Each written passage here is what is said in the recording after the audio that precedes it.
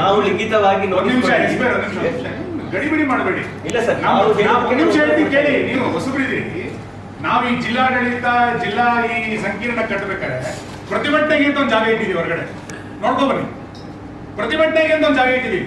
ಯಾವ ಇಡೀ ರಾಜ್ಯದಲ್ಲಿ ಯಾವ ಜಿಲ್ಲಾ ಸಂಕೀರ್ಣದಲ್ಲಿ ಪ್ರತಿಭಟನೆಗೆ ಅಂತ ಜಾಗ ಇಲ್ಲ. ನಮ್ಮ ಜಿಲ್ಲೆ ಪ್ರತಿಭಟನೆಗೆ ಅಂತ ಜಾಗ ಮಾಡಿದೀವಿ.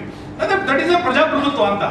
ನೀವು ಪ್ರತಿಭಟನೆ ಮಾಡಿದವರಿಗೆ RTO ಇಂದ ನೋಟಿಸ್ ಕೊಡ್ತೀರಿ, ಗಾಡಿಗಳಿಗೆ ನೋಟಿಸ್ ಕೊಡ್ತೀರಿ ಅಂದ್ರೆ ಏನಾಗಾರೆ ಏನ್ ಸಿಸ್ಟಮ್ ಆಗಾರೆ?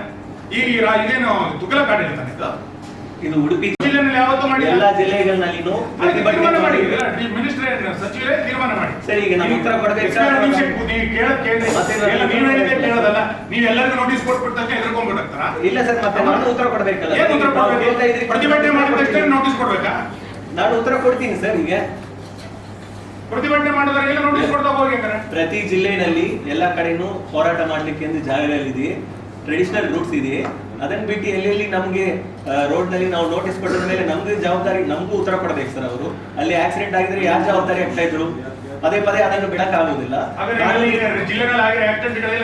ಸರ್. ಕಾನೂನು ರೀತಿಯಲ್ಲಿ ನಾವು ನೋಟಿಸ್ ಕೊಟ್ಟಿದ್ದೀವಿ. ಉತ್ತರ ಕೊಡ್ತೀವಿ. ಈಗ ಕಾನೂನು ಪ್ರಕಾರ ನಾವು ನೋಟಿಸ್ ಕೊಟ್ಟಿದ್ರೆ ಅವ್ರು ಉತ್ತರ ಕೊಡಲ್ಲ. ಹಿಂಗೆ ಇದರಲ್ಲಿ ಚರ್ಚೆ ಮಾಡೋದು ಏನಿದೆ? ಅವ್ರು ಹೋಗ್ಲಿ, ಹೈಕೋರ್ಟ್ ಹೋಗ್ಲಿ, ಕ್ವಾಶ್ ಮಾಡ್ಲಿ, ಸೆಷನ್ ಕೋರ್ಟ್ ಹೋಗ್ಲಿ, ಎಲ್ಲ ಆಮೇಲೆ ಬಿಡಿ. ಹೈಕೋರ್ಟಿಗೆ ಹೋಗ್ಬೇಕು, ನೀವೇ ದಾರಿ ಹೇಳ್ಕೊಡ್ಬೇಕಾಗ್ತಿಲ್ಲ.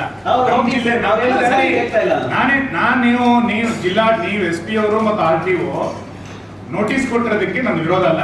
ನಮ್ಮ ಜಿಲ್ಲೆನಲ್ಲಿ ಇದೇ ರೀತಿಯಾದಂತ ಆಡಳಿತನ ಅಂತ ಇವತ್ತು ಮಿನಿಸ್ಟರ್ ಕ್ಲಿಯರ್ ಮಾಡಿದ್ರೆ ನಮ್ಮ ಜಿಲ್ಲೆಯ ಜನ ಅದಕ್ಕೆ ಅಡ್ಜಸ್ಟ್ ಆಗ್ತಾರೆ, ಏನ್ ತೊಂದರೆ ಇಲ್ಲ. ಈ ಸರ್ಕಾರದಲ್ಲಿ ಪ್ರತಿಭಟನೆ ಮಾಡಿದ್ರೆ ನೋಟಿಸ್ಗಳು ಬರುತ್ತೆ ಅನ್ನೋದು ಕ್ಲಿಯರ್ ಆಗ್ಬೇಕು. ನನಗೆ ಹಲವಾರು ಹೋರಾಟಗಳು ಕ್ಲಿಯರ್ ಮಾಡಿ, ಏನ್ ತೊಂದರೆ. ಯಾಕೆಂದ್ರೆ ನಾವು ಈ ಜಿಲ್ಲೆನಲ್ಲಿ 25 ವರ್ಷದಿಂದ ಇದೀವಿ.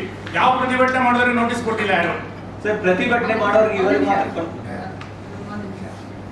ಬೇರೆ ಜಿಲ್ಲೆಯಲ್ಲಿ, ನಮ್ಮ ರಾಜ್ಯದಲ್ಲಿ ಪ್ರತಿಭಟನೆಗೆ ಅಥವಾ ಈ ರೀತಿ, ಯಾಕಂದ್ರೆ ಅವರಿಗೆ ತೊಂದರೆ ಆಗಿತ್ತು ಅಂತ ಹೇಳಿ ಪ್ರಜಾಪ್ರಭುತ್ವದಲ್ಲಿ ಪ್ರತಿಭಟನೆ ಮಾಡೋದು ಎಲ್ಲರ ಹಕ್ಕು.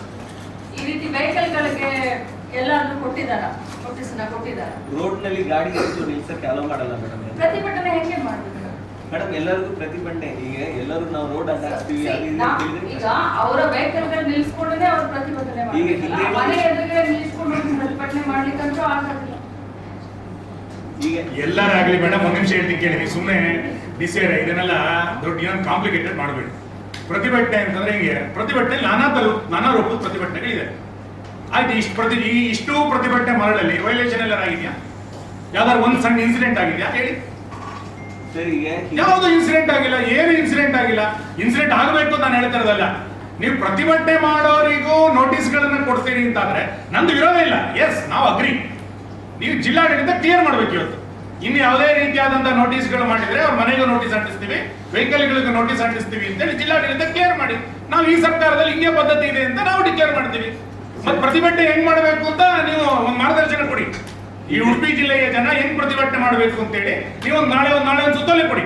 ಪ್ರತಿಭಟನೆಗಳನ್ನ ಮನೆಗಳಲ್ಲಿ ಭಜನೆ ಮಾಡಿ, ಮನೆಗಳಲ್ಲಿ ಕುತ್ಕೊಂಡು ಪ್ರತಿಭಟನೆ ಮಾಡಿ, ವಾಹನಗಳಲ್ಲಿ ನಿಲ್ಲಿಸಬೇಡಿ ಅಂತ ಕ್ಲಿಯರ್ ಮಾಡಿ. ಹೆಂಗ್ ಪ್ರತಿಭಟನೆ ಮಾಡಬೇಕು ಅಂದ್ರೆ ಹೇಳ್ಕೊಡಿ. ನಿಮ್ಮಿಂದನೇ ಕಲಿತೀವಿ ನಾವು. ಹಿಂದೇನು ಮುಂದೆ 2 ತಿಂಗಳು 3 ತಿಂಗಳು ಹೋರಾಟ ಎಲ್ಲ ಮಾಡಿದ್ದಾರೆ.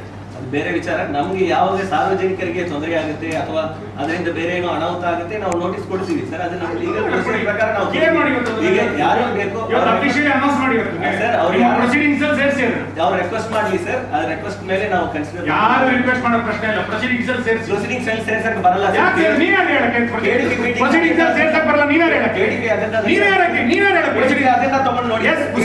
ಈ ಮೀಟಿಂಗ್ ಪ್ರೊಸೀಡಿಂಗ್ಸ್ ಆಗುತ್ತಾ